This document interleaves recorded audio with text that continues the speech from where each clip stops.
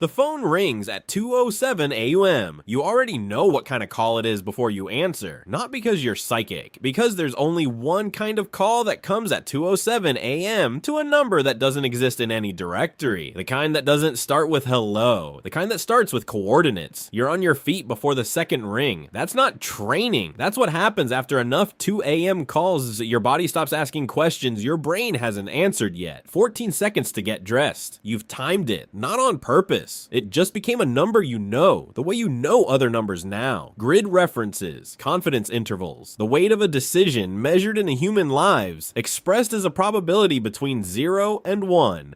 Outside, Arlington is dark and indifferent, the kind of city that goes to sleep because it can afford to. You drive toward a building that isn't labeled on any public map. Badge in, fluorescent lights, the smell of recycled air and old coffee. Home. On the screen, a compound in eastern Syria, 48 hours of satellite imagery, a timeline extracted from intercepted signals, and a problem. The kind that doesn't resolve cleanly, the kind that will require someone to make a decision with incomplete information and live with it afterward. That someone is a 2-star general who hasn't slept since yesterday. You are the person who has to tell him what the data means, not what to do, what it means. That distinction between informing and deciding is the entire job.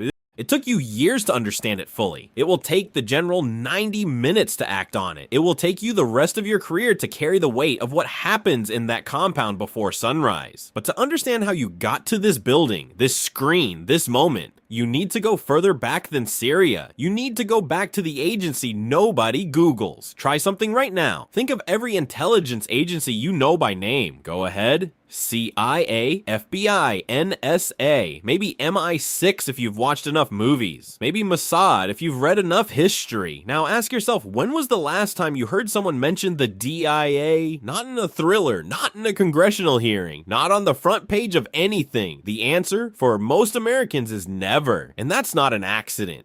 That's not an oversight. That's the point. The Defense Intelligence Agency has 16,500 employees. It runs operatives in 140 countries. It maintains analysts at every major military command on Earth. Right now, today, a quarter of everything sitting in the president's daily intelligence briefs, the single most important document in the United States government, was written by a DIA officer. A quarter. The CIA gets the movies. The NSA gets the Senate investigations. The DIA gets the mission. It was created in 1961 not because someone had a vision, but because 3 intelligence branches couldn't agree on what was happening 90 miles off the coast of Florida during the Bay of Pigs. The Army had one picture, the Navy had another, the Air Force had a third. None of them matched. The operation collapsed. Kennedy was furious. McNamara drew a line through the redundancy and wrote one agency over it. One picture. No more contradictions. 60 years later, most Americans still couldn't name it if you gave them the first letter. You work for the one they never named. The CIA collects intelligence to shape policy. The DIA collects intelligence to win wars. The CIA briefs politicians in secure conference rooms. The DIA briefs generals in forward operating bases where the windows don't have glass because the windows got blown out last week. One agency operates in embassies, the other operates under mortar fire. When a special operations team needs to know what's behind a door before they kick it in, that intelligence came from DIA. When a submarine commander needs to know whether the frigate on his scope is a threat or a coincidence, that assessment came from DIA. When the question is not what is happening, but what happens next, that's where you live. They give you 3 photographs on your first day of real training. Same building, 3 different timestamps, taken from orbit at a resolution so precise, the number itself is classified. You study them for 11 minutes. Then the instructor asks one question, not what is this building? What is this building for? You answer wrong. Most people do. You looked at the structure, the dimensions, the roof type, the vehicle count in the lot. You built an argument. Solid, logical, well-reasoned, the kind of answer that would have earned you an A in any graduate seminar. The instructor circles one word on your paper, argument. Then she writes one word next to it, assessment. The difference, she explains, is not complexity. It's not even accuracy. The difference is intent. An argument is designed to persuade someone toward a conclusion you've already reached. An assessment is designed to give a decision maker the clearest possible picture, including the parts of the picture you can't see, the parts that are blurred, the parts that contradict each other. An argument hides uncertainty to appear strong. An assessment names uncertainty precisely, because the person reading it at 3 a.m. in a combat zone needs to know the difference between we assess with high confidence and we assess with moderate confidence. High confidence means act. Moderate confidence means proceed with caution. Low confidence means you're guessing, and guessing with the US military costs lives in quantities that don't fit on a single page. You retake the photograph exercise. This time you write, purpose unknown. Structural indicators suggest storage or staging. Vehicle pattern inconsistent with civilian logistics. Recommend additional collection before assessment. She doesn't circle anything. That's how you know you passed. Graduate school taught you to build arguments. DIA spends 11 months tearing that instinct out of you and replacing it with something harder. The ability to say, I don't know, with the same precision you once used to say, I'm certain. The intelligence community doesn't need people who are always right. It needs people who know exactly how wrong they might be. Remember that distinction. The 3 photographs on day 1 and the word assessment circled in red ink. It will matter in Syria. There's an old problem in philosophy about 5 blind men and an elephant. One touches the trunk, one touches the leg, one touches the tail, one touches the ear, one touches the side. Each one describes a completely different animal. Each one is completely correct. None of them know what they're looking at. The US intelligence community is those 5 men, except the elephant is armed. The NSA HARS, signals pulled from the electromagnetic spectrum, phone calls, radio transmissions, encrypted data decoded by mathematicians you'll never meet, working on problems you'll never fully understand. They give you the sound of intent, voices in rooms, patterns in communication, the silence that falls right before something moves. The NRO sees satellite imagery with resolution so precise, it's classified not just in content, but in degree. The number that describes how sharp the picture is doesn't exist in any unclassified document. They give you geography, where things are, how many, what changed between Tuesday and Thursday, human touches, reports from people on the ground, sources, assets, officers operating in places where being identified as American doesn't just end a career, it ends everything else. They give you texture, the things satellites can't photograph and signals can't intercept, the body language of a defense minister. The way a commander's voice changes when he talks about a specific border crossing, open source reads, foreign media, academic publications, military doctrine papers written in bureaucratic Mandarin that most Western analysts skip because they read like instruction manuals, which is exactly what they are, manuals for how a military of 2 million people intends to fight the next war. And social media, soldiers who post photographs near bases, near equipment, near things they were told not to photograph. They don't know they're providing intelligence every time they geotag a location. You do. Measurement and signature intelligence measures the seismic signature of an underground test, the thermal output of a facility running hotter than it should, the radar cross-section of an aircraft that doesn't appear in any public registry. 5 sources, 5 partial truths, 5 blind men, each certain. Your job is to hold all 5 at once, to find the picture hiding inside the contradiction. When the sources agree, it's clear. When they disagree, and they will, often, sometimes violently, the disagreement itself is data. The gap between what 5 sources independently report is sometimes the most important thing any of them said. But what happens when all 5 describe something completely different and the decision has to be made in 90 minutes? You'll find out. They didn't recruit you, they let you recruit yourself. That's the part nobody tells you. The part that only becomes visible in retrospect when you're sitting in a windowless room answering questions about your high school girlfriend's political beliefs and you realize this process started 18 months ago at a faculty dinner where a professor mentioned your thesis to someone who wasn't introduced by title. That's how it works. Not a knock on the door, not a job posting, a quiet introduction that doesn't look like an introduction, a conversation that doesn't look like an interview, a series of coincidences that aren't coincidences leading you deeper into a process you didn't recognize as a process until you were already inside it. You came from Georgetown. International Security Studies, a master's thesis on Chinese military modernization that apparently landed on the right desk at the right moment. You wrote it because the subject consumed you. The gap between what the PLA announced and what the PLA could actually do. The distance between stated capability and real capability. That gap, you argued, was where strategic miscalculation lived, where wars started by accident. Someone agreed. Someone always agrees with the right thesis. They just don't usually call it agreement. They call it an opportunity to continue the conversation. The evaluation process takes 4 months. Polygraphs, background investigations that reach back further than you thought your life extended, financial reviews, psychological assessments designed not to measure what you've done, but how you think when the ground shifts under you. One question stays with you, not because it was the hardest, because it was the most honest. Have you ever wanted to know something you weren't supposed to know? You answer yes immediately. Without hesitation, the examiner makes a note, doesn't react, moves on. Later, much later, you understand that yes was the right answer, the only acceptable answer, because the question wasn't testing your discretion. It was testing whether you were capable of sitting inside a classified world, carrying things you could never say to anyone outside that world, and still functioning, still going to dinner parties, still answering fine when people ask how work is going. Could you live with knowing things you could never say? You said yes, you had no idea what yes meant. Your first real assignment is China, not the country. The problem, the permanent generational career-defining problem of figuring out what the People's Liberation Army can actually do versus what it says it can do. You spend 14 months inside that gap. You read everything the intelligence community produces on PLA force structure, weapons procurement, training cycles, doctrine publications, especially the doctrine publications, dense, bureaucratic, written in the kind of Mandarin that most Western analysts dismiss as noise. You don't dismiss it, you read it the way you'd read an instruction manual for a machine you're trying to understand before it turns on.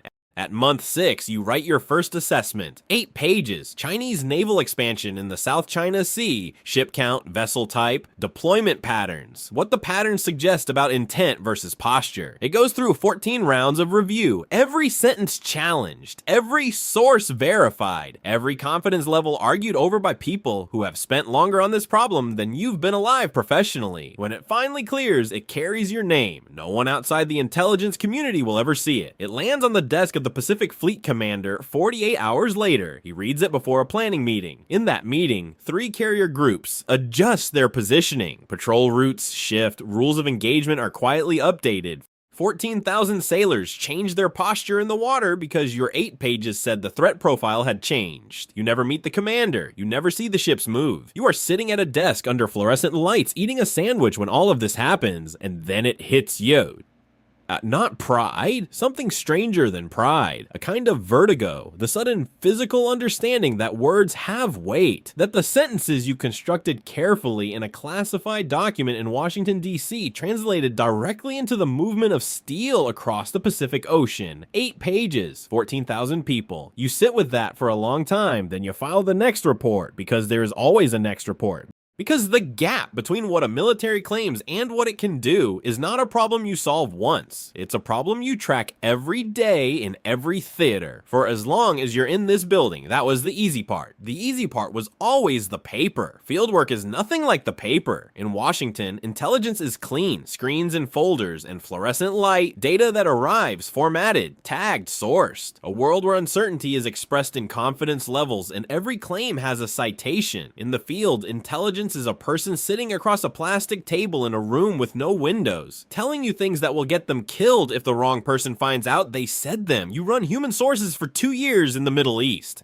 Assets. People with access to information you need, willing to share it for reasons that range across the full spectrum of human motivation. Money, ideology, grievance, fear, sometimes something harder to name, a simple moral exhaustion with being on the wrong side of something they once believed in. You develop a source you call Cypher. He is not a militia officer. He is not a commander. He is a civil engineer, 34 years old, responsible for road maintenance on a network of secondary routes that happens to overlap almost perfectly with the primary weapons supply corridor for 3 separate armed groups operating in the region. He doesn't know strategy. He doesn't attend planning meetings. He just fixes roads. And in fixing roads, he sees everything that moves on them. He came to you through 4 intermediaries over 11 weeks. The vetting process is slow by design. You test him the same way you test every source. Questions you already know the answers to. Embedded inside questions you don't. He passes every layer. What he provides is specific, verifiable, consistent, dates, load weights, vehicle types, timing patterns. But what stays with you is not the intelligence. It's the way he always smells like kerosene. Not from a weapon, not from anything operational, from the lamp in his daughter's room because the electricity in his neighborhood has been cut for 3 weeks, and the lamp is the only way she can read before bed. He tells you this once, offhandedly the way you mention weather.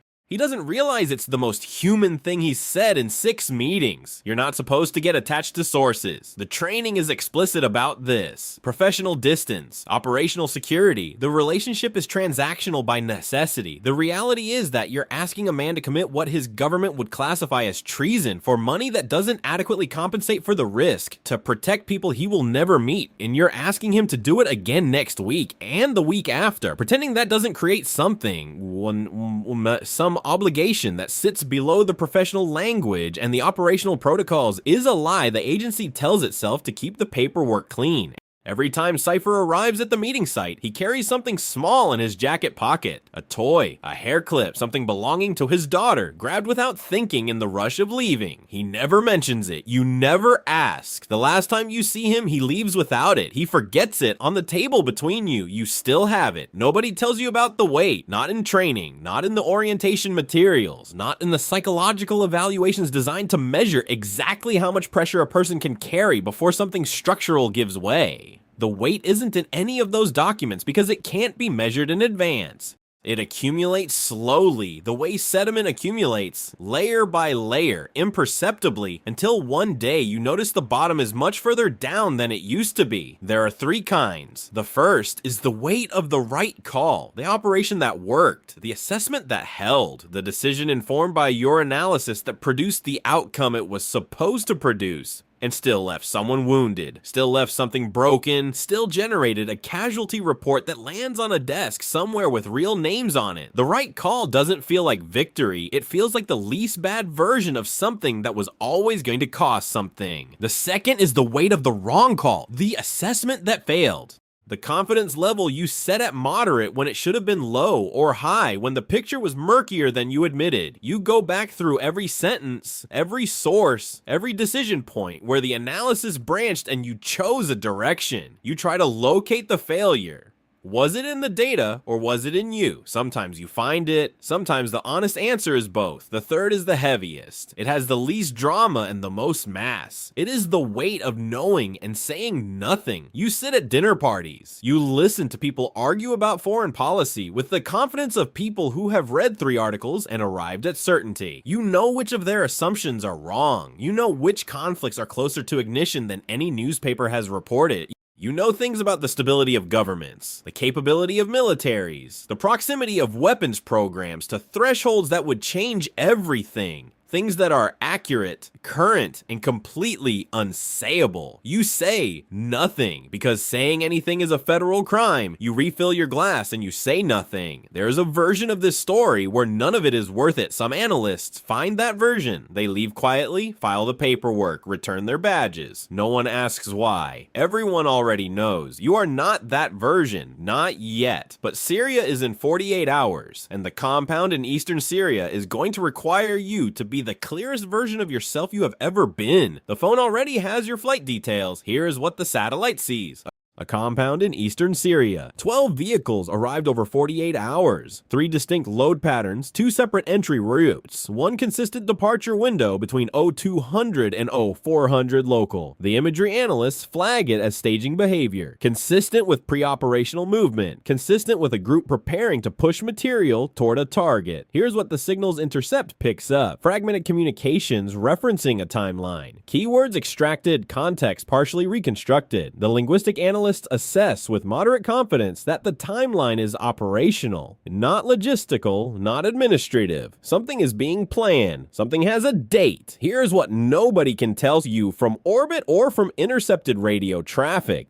Whether the 40 people inside that compound are insurgents preparing an attack on a coalition base 12 kilometers north, or displaced families who chose the most defensible structure they could find because they have lived through enough violence to know that walls matter and location matters, and the difference between surviving and not surviving is sometimes just the thickness of a door. 2 stories. Identical data. You build both assessments in full. You don't favor one. You don't let the operational pressure of a ticking timeline push you toward the cleaner narrative.